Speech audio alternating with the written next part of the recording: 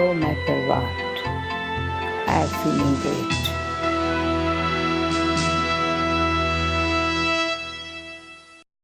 Welcome back, viewers, to our meditation special series in Light of Knowledge. Last time we closed with restrictions. We found out that there are really no restrictions if we follow the spiritual path. We are not restricted to wearing a particular kind of color, and we don't have to alienate ourselves from our family or friends. So let us continue further, and today we're going to look at the difference between prayer and meditation. And once again, to guide us on this series, we have with us in our studio today, Dr. Donika. Welcome, Dr. Donika, to the show. Thank you. Om Shanti. You guided us into a very nice meditation in the last episode. And one thing that came to my mind was normally, from our childhood, we are taught to pray with our eyes closed, even when we go to the temples, or whether it be, a mosque or a church. We normally feel that we have to close our eyes to be able to connect with God. But in your guided meditation last time, you said to keep the eyes open. And the reasoning you gave for that was also interesting.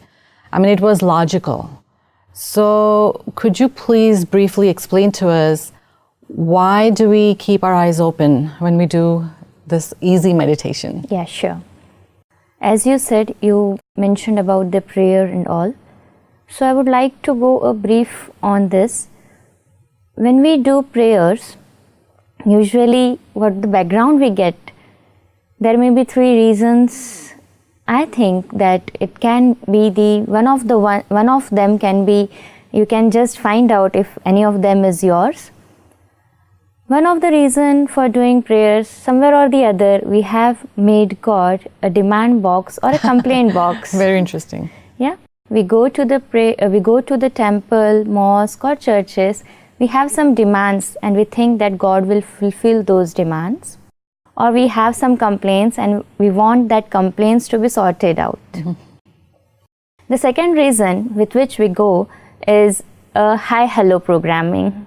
Yes, I see many of the people, they drive their vehicles and in front of the temple, when they are driving, when they arrive near the temple, what they do, they just slow their vehicle, slow down the speed, and just from outside they do hi, hello and move out. It's like they have made a routine to do hi, hello. As if we see a friend, we do hi, hello to them. So that's a hi, hello remembrance they had made, or prayer they had made. Thirdly, there comes that somewhere or the other, we fear that if we don't pray to God, then He may get angry on us, or you can say that due to the fear that we are not doing prayer, some wrong events can happen to us. That is very true, because that is a driving force for many people to bow down, as you said, as they pass a temple. I have noticed it personally myself. Yeah. Whether it is, you're in your four-wheeler or two-wheeler, in your car or your motorcycle, people just slow down. And when they see temples, like you could have like a temple, say, every mile, but they will slow down and bow down to, whatever deity temples there are on the way. Yeah. So the thing was, it was just a part of routine they were doing, or it was a complaint or demand box they have made, or thirdly, there was a fear. Even I had seen a few very close persons to me who used to do the fasting and prayer because they thought if we won't do, something wrong will happen to us. Or even sometimes it happened that in my class, few of the friends, they used to do fasts, and even they used to bargain with God. God, if you give me this much marks, then I will do this much prasad or this much offerings to you. So somewhere or the other, it was not with the pure intention. But isn't that the purpose of the prayer, as a common man understands or a common person understands? That's what we were having the perception initially. But now we can also have the another perspective. Okay. There are many new viewers with us. Also, there are the ones who are watching this show regularly. But for the ones who are new viewers over this show, we would like to have a deeper perspective of meditation for them. Sure. Prayer and meditation, what's the difference? Few years back, I think about 20-25 years back, we used to have pagers. Remember? Correct. Yes. If you have to send some message to the other people that he should contact you, you just have to leave the pager, and when he sees the message and he gets the call, he gets the phone somewhere else, he may call back us or he may give us the message. Right. But now, do we use the pagers? Probably not. Why?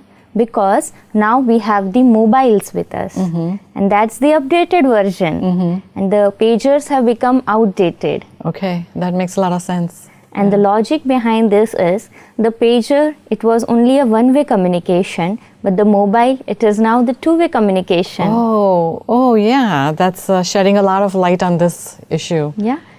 So now, till now we were doing prayer, that was a one-way communication. We were speaking whatsoever was on our part to God. But meditation is a talk with God. Okay.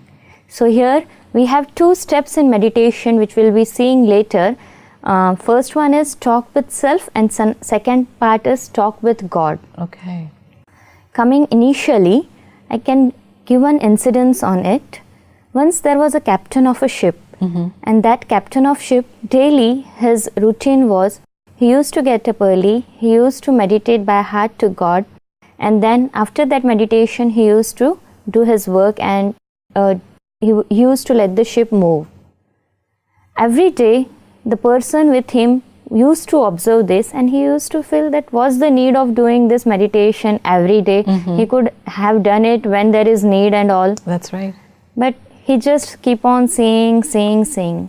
One fine day, the thing happened that there was a storm in the sea, and here it happened so that when the ship was moving and there was a lot of imbalance into the ship, and the person who was accompanying this captain, he said, "Oh captain, just pray to God that we can save ourselves." The captain said, "I have done that part in my morning session. Now it's my session to do the work. I have to save the ship, so I will work on it and not pray this time." Okay. So meditation doesn't teach us that when we need it, we pray, but it teaches us, we make it a part of our life so that our lifestyle can be so smooth that at the times of difficulty, we don't have to go haphazard, we don't have to turn ups and downs, but we become calm and do the part of that work at that time. Sister, there is a certain amount of population, maybe it's a minority, I'm not sure, or it could be a majority, I'm not sure of that either. But there are people who prefer meditation over prayers. At the same time, there are people who prefer prayers over meditation. Yeah. So, should a person do both or give up one over the other? It's an interesting question, and we can move to that answer with a story. Okay. Once there was a child of 5 to 6 years, and this child daily he used to come from the school, and after coming from the school he used to keep all his things, bag and all at the place, and he used to move daily to a garden, and there in the garden he used to sit beneath the tree, and daily he used to talk with God. Okay. That God, today my mama said me this, my father scolded me, teacher taught me this, and she also gave me good. My friends did this to me. And daily there was a person who was moving and seeing all these things that the child was doing. One fine day, the person came to the child and said, "Dear, don't you know how to have talk with God?" He said, "No." The child was very innocent and he thought that I would be learning something. And so the person said the child, that tomorrow you come to this temple at this much time, I will teach you how to do that. The child said, "Okay." Next day, early morning, the child reached the place where the person had called him, and there the person taught him. He said that you just have to fold your hands like this, you have to close your eyes, and now what I say, you have to say after me, you narrate it after me. And then he started chanting some shloks, that is a part of Sanskrit wordings, and then after that the shloks were 5 to 6, and when they were finished, the person told the child, "Okay, now it's over, that's how you have to have a connection with God." So the child said, "Okay," And person said, now you daily come over here. I also come over here. You also come at this time daily. The child very calmly said yes. From next day he started coming. One day again the person saw the child and he asked the child, oh, you are here? The child said yes. Now he said, what were you telling God? Can you please tell me? Then he said, I said the whole A, B, C, D till Z to God and said, God, you know all the shloks, so you arrange them accordingly as you want. I will talk to you the way I wanted to talk Very with nice. you. Now let's introspect this story. If a person, say for us, if I am there and you are there, daily you ask me, daily you come to me and I come to you, and daily I say one page that is totally by-hearted by me. First day I say that by-hearted page, you will like it. Second day I will come, you feel a bit boring. You will say that, sister, what is this? I have heard it yesterday also. But somehow you will tolerate me. But if daily I come and say, narrate the same things to you, one fine day you will say me, oh, I am got bored now. I don't want these things, right? Now we can say, how would God be feeling? But sister, just on the other side of the coin, you know, there are people who have seen results with prayers. Yeah, of course. It is accepted, and some people can even attest to it, that they have prayed and they have gotten their answers from the Lord, or their problems have been resolved. And that is why, in my mind, probably where most of the population tends to go towards prayers. That's very good. That's what we said.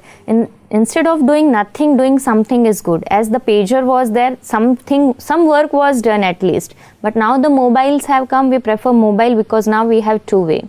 Now what the basic difference between prayer and meditation? Prayer is just we are speaking out to God that we have these problems and we want your help. But meditation is talk with God. When we say speak, there is only one person doing the job. When we say talk, there is a communication between the two.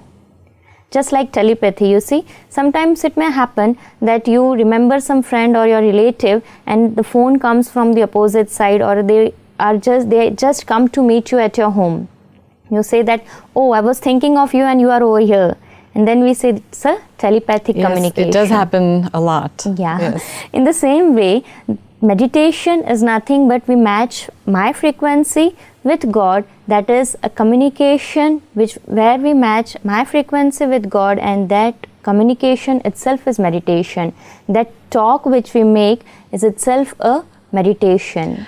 You know what, actually this makes a lot of sense, because so many times it has happened to me where I'll be thinking about my mother. Yeah. And believe me, literally like in the next few minutes, she gives me a call. And I'm like, how did you know I was thinking about you? So now that you're explaining it to us with such clarity, it makes a lot of sense that this mother is my biological mother who's limited to me. Like, you know, I'm her child and she's my mother. But God is everybody's parent. Yeah. So definitely, why would He not hear us? And that makes a sense. Here we get one interpretation that can't we make one relationship with God which is very near and closer to my heart? And this near and closer relationship when I make with God, here what the meditation comes or what the remembrance of God comes, it's by heart. Okay. So meditation is nothing but loving God. Oh, how sweet. That's very nice. I like that. Because all of us are always looking for love. You know, at least, I mean, of course, all of us want peace as well, but love is something which is missing. And in this society today, true love, may I add. Yeah. So all of us are looking for that. So if we can establish that connection with God. And we can find that we are getting unconditional love from God. Okay. Just as you said, you were remembering your mother, she used to call you. The mother has an unconditional love for the child. Yes. But there are some limitations. But here, God, He is unlimited. So with Him, if we have that unconditional love, there we can realize that somehow or the other, He will send some or the other instrument for us to help us, and we will find that problem of ours is solved. What is required is just to have complete trust on Him, complete faith on Him. Now again, when you're referring to God, are you referring to any deity in particular? Like, are we talking about like Ram or Krishna or Jesus, or in Islamic faith, what are we referring to when you say God? I mean, who is it that I'm establishing a connection with? It's a very good question, and viewers must also be having this. Here we come that as we are talking about spirituality and not any religion, when we are talking about spirituality, and I said I am a soul who is the energy which is making this body also work. When I say myself a soul, now I have to connect with the supreme soul, that is the God, right? Just for an example, we have a mobile, we say it gets discharged daily. What we have to do is we have to make it charge. So here we have the charger and we connect it to the powerhouse so that the electricity flows into it and the energy comes through it. Energy always moves from higher direction to the lower direction. In the same way, the soul, that is the battery, we can say, for example, now it's getting slowly and gradually discharged with lots of work, with lots of negative energies, relationship problems, stress, workouts. Daily we see the battery of the soul getting discharged, but we have never time to charge it, and rather we didn't know what's the charger that will make it charge. That's true. If we can talk a little bit about easy meditation, because it's almost sounding to me when you give this example about the phone and the battery and connecting it to the outlet, it's almost making a lot of sense to me that this is a process which is happening, meditation is a process which is happening throughout the day, because we get discharged very easily in this world today, and the factors you just mentioned. So when you say, again, going back to our easy meditation aspect of this, how do we keep ourselves in that meditative stage throughout the day? Yeah, that's it. Firstly, I will cover your initial question of the Supreme Soul, because we said that we will be connected to the Supreme Soul. Right. So we have seen in the last episode the soul. How is it? It's a point of light residing over here. Right? In the same way, the Father of the soul. Now we are having a relationship with God. Along with this, I am covering your question of now also, that how to establish that connection. So Supreme Soul is the Father of the soul. Okay. Right? What I have to do is, doing my daily work, what I do, see, you said that whenever you were doing something, you used to recall your mother, and your mother used to call you back. Right. Here, when I establish this relationship with Father, and I recall him, that Father, I am just doing this and this, you are there with me, I can feel his presence, I can feel his energy within me, I can feel that he is blessing me. As you said, of unconditional love, which is a pure love, and today we see that humans can't satisfy all the things we want. No human can satisfy us with happiness, no human can satisfy with full love, pure love, but unconditional love given by God, unconditional happiness given by God can be felt only through meditation. And this meditation, now I am talking to you, while talking, I am also having my vision that somewhere or the other, the Supreme Soul is showering his blessings on me, and I have to do the same to all, right? I have to transmit this energy, I have to transmit this flow, and I have to be an instrument for this. But isn't it a little difficult to establish that connection and get self-motivated, knowing that you're connecting with God, which you described as a Supreme Soul? For most of us, it's a rather difficult concept, because first of all, I have to visualize my soul. I'm not able to see my soul. Not visualize my soul, visualize myself as a soul. That's the mistake we are making. Okay. What's happening, as you said, is it difficult? I will say it's not difficult at all. Why were we feeling it difficult? The reason is we were feeling ourselves as the body. There was body consciousness within us. Not only you, the same thing was with me also. Initially, I too used to feel it difficult because I was thinking myself as this body. I was thinking myself as doctor, I'm thinking myself as this body or Dr. Donika. When I think myself as this, at that time, what will I remember? I will remember my patients, I will remember my relatives, I will remember the work I have to do. Means, when I think myself as the body, what things will attract me at my thought level? the things related to the body. Yes. But as soon as I shift my consciousness from body consciousness to soul consciousness, as soon as I recollect the thoughts that, oh, I am the soul which is making this body run. I am the soul, the energy through which I am doing the work. As soon as I get this thought, now I start connecting that the father of the soul is Supreme Soul. And here the energy flow starts automatically. Okay. Means it's not that we have to do hard and fast practice, but it's the internal inspiration, it's the internal realization. The second, the moment I realize myself and accept myself as the soul, and the father of my soul is Supreme Soul, and he is having unconditional love for me, the moment is the moment from where I have now started doing the practical meditation. Okay. Thank you. I mean, this is giving a lot of clarity, because my very first question to you in our first episode was about what is meditation. Yeah. And as we have told the viewers, the more we go into this series, each episode is going to give us more and more clarity of what it is exactly that we are meditating on, what is the purpose of meditation, and what is it that we're going to gain from that. Sister, are there any steps to meditation? Is there anything that you would guide us as to how we reach the stage where we connect? I would just like to discuss it in 2 steps. These are very easy, and right from a child to any person, even an illiterate person can do it very easily. And these 2 steps are, just as we said, meditation is talk. Now we have to do this in 2 steps. First is talk with self, and second step is talk with God. Okay. We will definitely take this up in our next episode, because this, again, we are reaching that stage where we are really gaining some understanding about meditation. And this is going to help us in our life. So we will definitely take this up again in our next episode. So thank you for coming to the studio. Thank you for being with us. Thank you. Om Shanti. So my friends, today I hope we've gotten some clarity on the difference between prayer and meditation. Both are important aspects of our life, and we have to decide what we are comfortable with, and not only that, what is going to give us a happy life, what is going to help us lead a happy life. We stopped today at 2 steps of meditation, connecting the soul with the Supreme Soul. So let us take this up in our next episode, and we definitely look forward to having you there with us. Once again, if you have any questions or concerns, please don't hesitate to write to us, and we'll do our best to write back to you. Thank you for watching us, and see you next time.